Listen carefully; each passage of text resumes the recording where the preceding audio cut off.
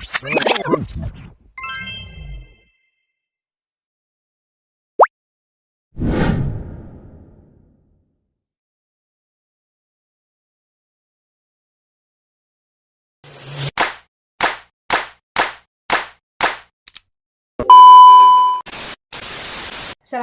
warahmatullahi wabarakatuh. Hai teman-teman, perkenalkan nama saya Reski Muhammad Saleh dengan NIM 2410111003. Saya berasal dari kelas IK 24B, Prodi Ilmu Komputer.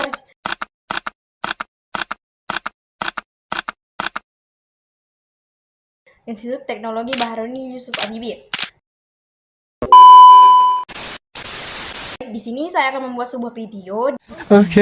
Di mana video ini dibuat untuk memenuhi tugas UTS sistem operasi saya. Di video ini saya akan membahas salah satu algoritma penjadwalan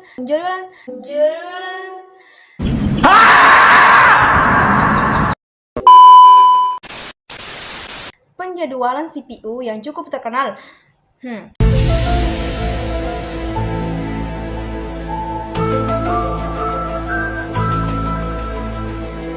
Yaitu Short Job First Preemptive atau sering disebut SJFP. Yuk kita mulai.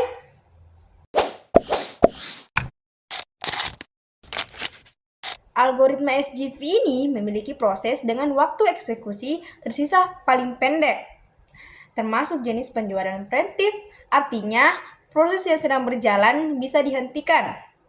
Sementara jika datang proses lain dengan waktu lebih pendek. Nah, coba Anda bayangkan, misalnya nih, contohnya nih. A few moments later. Bayangin, kamu lagi ngantri beli nasi goreng. Kamu pesan 10 porsi. Tiba-tiba ada orang datang, cuman pesan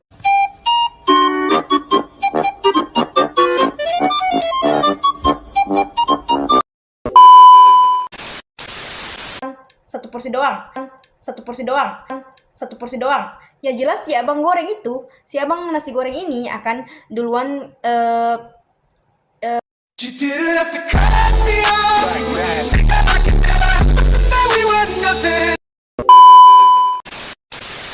masakin buat yang 1 porsi ini biar cepat selesai.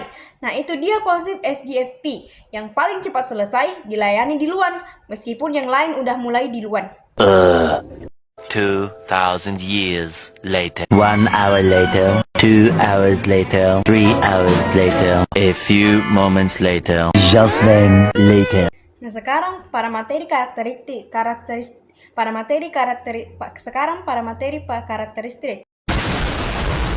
tipe algoritma ini preemptive scheduling. Dasarnya itu shortest remaining time. Algoritma ini tuh cocok untuk sistem dengan proses pendek dan sering datang baru. Tidak cocok kalau waktu proses sulit diprediksi. Contohnya itu kayak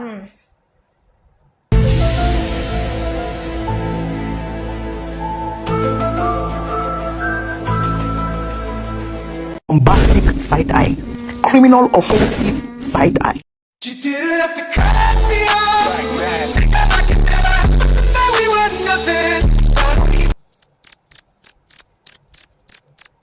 Nah, contohnya itu kayak ini.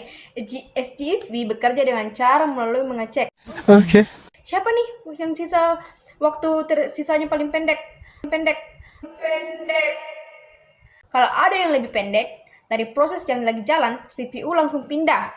Jadi, prosesnya fleksibel banget, tapi juga cerewet karena sering gonta-ganti kerjaan kayak orang baper.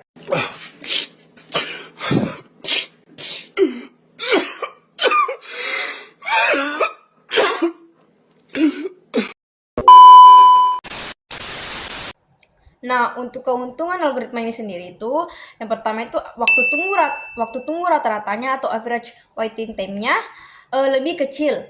Nah, efisien untuk beban kerja proses pendek. Yang ketiga itu meningkatkan throughput atau jumlah proses yang selesai per waktu. Contohnya nih, jadi intinya ini tuh keuntungannya algoritma ini.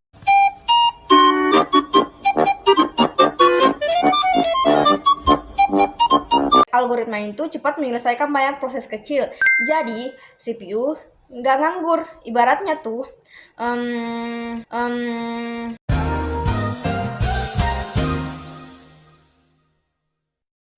kayak kamu yang kerjain tugas kecil dulu biar checklistnya cepet banyak.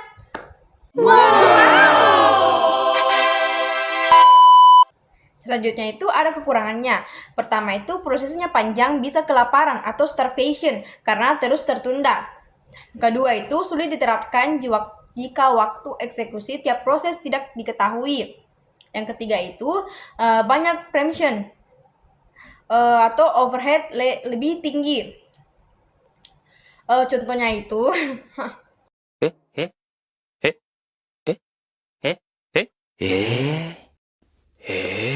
Bombastic side-eye. Criminal offensive side-eye. Nah, proses panjang ini bisa kayak kamu yang menunggu balasan chat gebetan gak kelar-kelar. Karena kalau ada proses yang lebih pendek, dia bakal disalip terus. Oh, hi. Wait a minute. Who are you? Oke, sekarang kita coba latihan soal, biar gak cuma teori doang.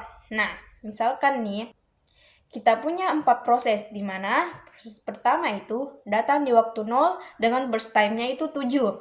Proses kedua datang di waktu 1 dengan burst time-nya itu 4. Proses ketiga datang di waktu 2 dengan burst time-nya 1. Dan proses keempat datang di waktu 4 dengan burst time-nya itu 4. Sekarang kita ke langkah-langkah penyelesaiannya. Kita lihat proses datangnya satu persatu, dan CPU itu akan selalu memilih proses dengan waktu tersisa paling kecil. Selanjutnya itu langkah simulasi waktunya. Waktu 0 itu baru proses 1 yang datang, jadi CPU jalankan proses 1 dulu. Nah, sisa 4 di proses 1. Dan waktu kedua itu P2 datang, burst time-nya 4. Sekarang kita bandingkan, P1 sisa 6, P2 sisa 4. Maka P2 lebih pendek, jadi P1 berhenti. Sementara CPU pindah ke P2. Waktu kedua itu datang P3 dengan burst time 1. Bandingkan lagi, P2 sisa 3, P3 sisa 1. Jadi kita pilih P3 karena memiliki waktu paling pendek, jadi CPU pindah ke P3. P3 selesai di waktu 3. Nah, di waktu 3 P2 masih punya sisa 3 dan P1 masih punya 6. CPU lanjut P2 sampai selesai di waktu 6. Di waktu ketiga P2 masih punya 3 dan P1 masih punya 6. Nah, jadi CPU lanjut P2 sampai selesai di waktu 6. Pada waktu 4, P4 datang. Tapi sisa P2 adalah 2, masih kecil daripada P4, yaitu 4. Di waktu ke-6, P2 sudah selesai. Proses yang tersisa itu dari P1 itu 6 dan P4 itu 4. Jalankan P4 karena 4 lebih kecil daripada 6. Nah, P4 selesai di waktu 10. Di waktu ke-10 tinggal P1 sisa 6. Jalankan P1 sampai selesai di waktu 16. Kita bisa gambarkan Gantt chart-nya seperti ini. Dari Gantt chart itu kita mendapatkan nilai current time. Dari sini kita bisa hitung rata-rata turnaround time-nya itu 16 tambah 5 tambah 1 tambah 6 dibagi 5 sama dengan 7,0, di mana nilai dari turnaround time-nya itu didapatkan dari current time dikurang arrival time. Rata-rata yang selanjutnya itu ada rata-rata waiting time, di mana 9 tambah 1 tambah 0 tambah 2 dibagi 5 sama dengan 3,0, yang di mana nilai waiting time-nya ini didapatkan dari turnaround time-nya dikurang burst time. Oke, jadi intinya itu SGFP itu adil buat yang kecil. Oh my god! Wow! Kayak saya. Macam tak betul je budak ni. Tapi agak kejam buat yang besar, kayak hidup. But now I know a perfect way to let you go. Get my lights let go. Hope is worth it. Bombastic side-eye. Criminal offensive side-eye. Nah, sekian video dari saya. Semoga berguna dan bikin CPU kalian gak overthinking. No! God, please, no! No! No! Assalamualaikum warahmatullahi wabarakatuh. Dan jangan lupa istirahat sebelum di preemptif sama tugas lain.